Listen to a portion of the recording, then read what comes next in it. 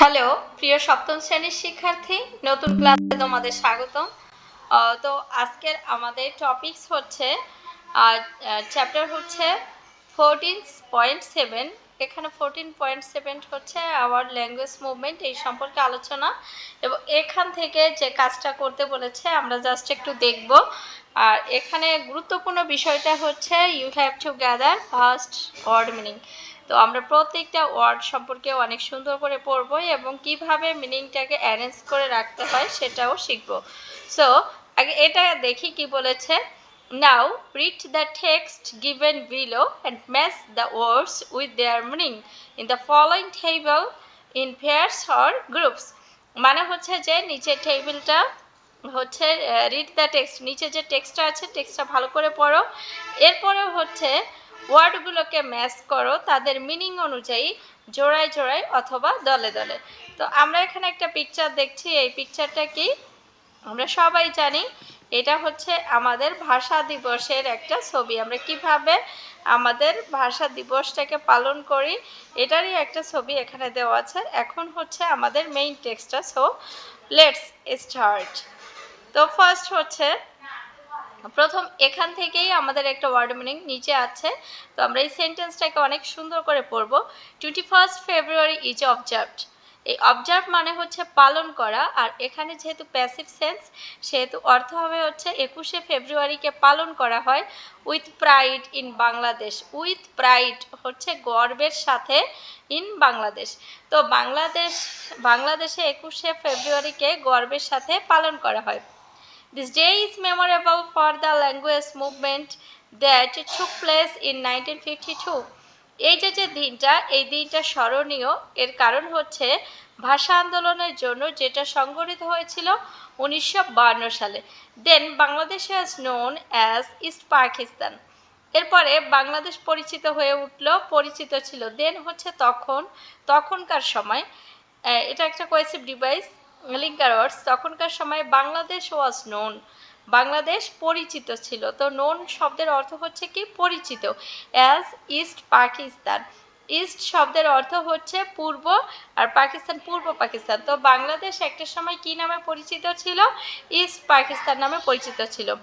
After the British rule was over, তাহলে British rule শেষ হওয়ার পর দ্য ফেডারেশন অফ 1947 অর্থাৎ 1947 সালে দেশ বিভাজন হয়। দ্য পাকিস্তানি রুলার্স ডিক্লেয়ার্ড, এবার পাকিস্তানি শাসকরা ঘোষণা করেছিল। এই ডিক্লেয়ার মানে হচ্ছে ঘোষণা করা। ডিক্লেয়ার্ড ঘোষণা করেছিল Urdu as the only state language, অর্থাৎ উর্দুকে একমাত্র রাষ্ট্রভাষা হিসেবে। সো এখানে আমরা দেখি অ্যাজ হচ্ছে হিসেবে, দ্য অনলি শব্দের অর্থ হচ্ছে একমাত্র, স্টেট শব্দের অর্থ হচ্ছে রাষ্ট্র, আর ল্যাঙ্গুয়েজ শব্দের অর্থ হচ্ছে কি ভাষা। তো একমাত্র রাষ্ট্রভাষা হিসেবে। Majority of the people of east পাকিস্তানের অধিকাংশ লোক হু স্পোক বাংলা, যারা বাংলায় কথা বলতো, অ্যাজ দেয়ার মাদার টাং, তাদের মাতৃভাষা হিসেবে could not accept this declaration, এই ডিক্লারেশনটাকে তারা গ্রহণ করতে পারেনি। অ্যান্ড স্টার্টেড প্রোটেস্টেড, এবং তারা প্রতিবাদ করতে শুরু করেছিল। তো অ্যাকসেপ্ট, কুড নট অ্যাকসেপ্ট শব্দের অর্থ হচ্ছে গ্রহণ করতে পেরেছিল না। দিস ডিক্লারেশন মানে এই ঘোষণা। অ্যান্ড স্টার্টেড শব্দের অর্থ হচ্ছে শুরু করেছিল। প্রোটেস্টিং প্রতিবাদ করা শুরু করেছিলেন। ইভেনচুয়ালি শব্দের অর্থ হচ্ছে একদম শেষে। ইভেনচুয়ালি শব্দের অর্থ হচ্ছে কি একদম শেষে, শেষ পর্যায়ে। The protest turned into a movement, protest হচ্ছে এই প্রতিবাদ, টার্নড ইনটু মানে হচ্ছে পরিণত হয়, আ মুভমেন্ট একটা আন্দোলনে। তাহলে শেষ পর্যন্ত এই প্রতিবাদটা একটা আন্দোলনে পরিণত হয়। With the participation of the people, সব লোকের অংশগ্রহণে, from every stages of life, অর্থাৎ সব ক্ষেত্রের মানুষের অংশগ্রহণের দ্বারা অবশেষে এই যে প্রতিবাদটা, এই প্রতিবাদটা আন্দোলনে রূপ নেয়। ইন 1952 1952 সালে দ্য মুভমেন্ট রিস্ট মানে হচ্ছে পৌঁছানো, ইটস পিক মানে সর্বোচ্চ পর্যায়ে। তাহলে এই আন্দোলনটা 1952 সালে সর্বোচ্চ পর্যায়ে পৌঁছে গেল।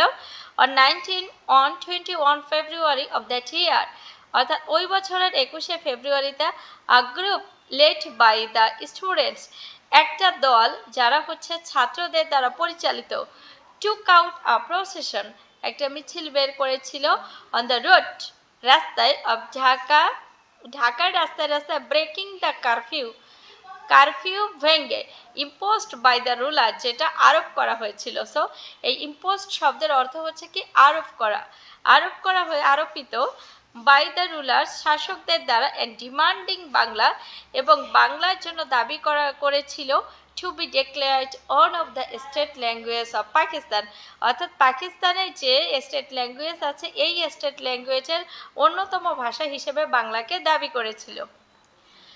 When the procession reached Dhaka medical college, এই মিছিলটা যখন ঢাকা মেডিকেল কলেজে পৌঁছালো, পুলিশ ফায়ার্ড বুলেট, পুলিশ গুলি বর্ষণ করলো at that peaceful group of protesters, এই শান্তিপূর্ণ প্রতিবাদীদের উপরে। মেনি হ্যাড বিন ওন্ডেড, অনেককে আহত করা হলো। মেনি হ্যাড ডাইড, অনেককে মারা গেল। ইনক্লুডিং, যার মধ্যে অন্তর্ভুক্ত আছে সালাম, জব্বার, রফিক, শফিক, বরকত। তো this made the whole nation outreact and the movement become stronger, এইটা পুরো জাতির মধ্যে এক ধরনের আক্রোশের সৃষ্টি করলো। তো আউটরিঅ্যাক্ট শব্দের অর্থ হচ্ছে কি আক্রোশ, পুরো জাতির মধ্যে আক্রোশ সৃষ্টি করলো। And the movement became stronger, এবং এই যে আন্দোলনটা এটা আরও বেশি শক্তিশালী হয়ে উঠল। অ্যাজ আ রেজাল্ট, এর ফলে the ruler was compelled to declare Bangla as one of the state language of Pakistan, এর জন্য হচ্ছে শাসকরা বাধ্য হলো বাংলাকে পাকিস্তানের অন্যতম রাষ্ট্রভাষা করতে। আফটার দ্যাট, এরপরে 21 February became the national martyrs day, এর পরবর্তীতে হচ্ছে 21শে ফেব্রুয়ারি জাতীয় শহীদ দিবস হলো to commemorate the language movement, এই ভাষা আন্দোলনটাকে স্মরণ করতে, অ্যান্ড দোজ, সেই সব লোকদেরকে হু লেইড ডাউন, লেইড ডাউন শব্দের অর্থ হচ্ছে উৎসর্গ করা, হু লেইড ডাউন দেয়ার লাইফ শব্দের অর্থ হচ্ছে যারা তাদের জীবন উৎসর্গ করেছিল, for the right of the mother tongue, তাদের মাতৃভাষার জন্য। The movement was so significant, এই আন্দোলনটা এতটাই গুরুত্বপূর্ণ ছিল দ্যাট যে দ্য হোল ওয়ার্ল্ড অ্যাকনলেজড ইট, এই অ্যাকনলেজড শব্দের অর্থ হচ্ছে স্বীকৃতি প্রদান করা, পুরো বিশ্ব এটাকে স্বীকৃতি প্রদান করেছিল। This was the first incident in the world history, এটা হচ্ছে বিশ্বের মধ্যে প্রথম ঘটনা, বিশ্বের ইতিহাসে প্রথম ঘটনা। এখানে ইনসিডেন্ট শব্দের অর্থ হচ্ছে ঘটনা, আর হিস্ট্রি শব্দের অর্থ হচ্ছে ইতিহাস। ওয়ার, যেখানে পিপল স্যাক্রিফাইসড দেয়ার লাইফস, যেখানে মানুষ জীবন উৎসর্গ করেছে, for their mother language rights, তাদের মাতৃভাষার অধিকার আদায়। অর্থাৎ সারা পৃথিবী একে অ্যাকনলেজ করার অন্যতম কারণ হচ্ছে পৃথিবীর মধ্যে একমাত্র জাতি বাঙালি যারা মাতৃভাষার জন্য জীবন উৎসর্গ করেছিল, এর জন্যই এটাকে স্বীকৃতি প্রদান করা হয়েছিল। This movement led the nation towards the liberation war, এই যে আন্দোলন, এই আন্দোলনটাই জাতিকে এগিয়ে নিয়ে গেল। সো লেড মানে হচ্ছে কি সামনের দিকে এগিয়ে নিয়ে যাওয়া, সামনের দিকে পরিচালনা করা, পুরো জাতিকে পরিচালনা করলো মুক্তিযুদ্ধের দিকে, দ্যাট টুক প্লেস ইন 1971, যেটা হচ্ছে 1971 সালে সংগঠিত হয়েছিল। ইভেন্চুয়ালি, অবশেষে, the sacrifice of the language Warriors, অর্থাৎ এই যে ভাষা যোদ্ধাদের আত্মত্যাগ, ওয়াজ রিকগনাইজ, স্বীকৃত হলো অল ওভার দ্য ওয়ার্ল্ড, সারা বিশ্বব্যাপী। তো দিস মুভমেন্ট, এই আন্দোলন, লেড দ্য নেশন, জাতিকে পরিচালিত করেছিল, টুয়ার্ডস, দিকে, দ্য লিবারেশন ওয়ার, মুক্তিযুদ্ধের দিকে। দে টুক প্লেস হচ্ছে সংগঠিত হয়েছিল, ইন হচ্ছে কোনো একটা সাল বুঝালে তার আগে প্রিপোজিশন ইন বসে, ইভেন্চুয়ালি, সব শেষে, দ্য স্যাক্রিফাইস হচ্ছে আত্মত্যাগ, আত্মত্যাগ অফ দ্য ল্যাঙ্গুয়েজ ওয়ারিয়র্স, ভাষা যোদ্ধাদের আত্মত্যাগ, ওয়াজ রিকগনাইজ, স্বীকৃত হয়েছিল।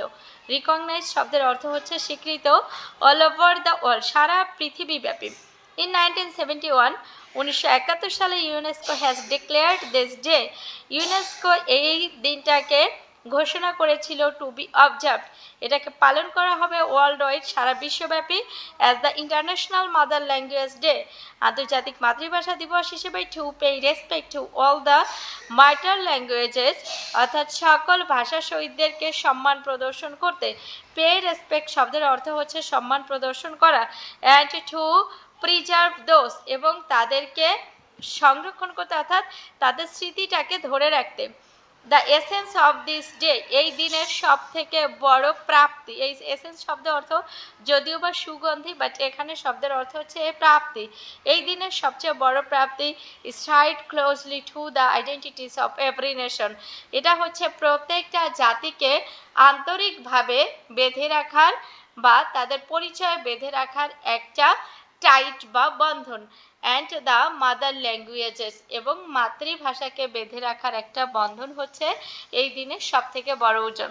সো ডিয়ার ভিউয়ার, তো তোমরা হচ্ছে বারে বারে এটাকে পড়বা, ওয়ার্ড মিনিংগুলো আলাদা করে লিখবা। তোমরা দেখবা যে তোমাদের এই যে আসছে যে পরীক্ষা আছে, এই পরীক্ষার মধ্যেই কিন্তু তোমাকে প্যাসেজটা সুন্দর করে পড়তে হবে, সেই অনুযায়ী তোমাকে কোশ্চেনের উত্তর করতে হবে।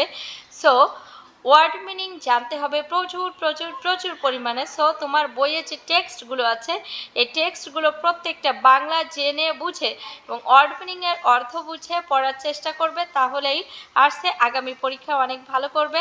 আগামী পরীক্ষার জন্য তোমাদের সবার জন্য শুভকামনা জানিয়ে আজকের মতো শেষ করছি। ধন্যবাদ।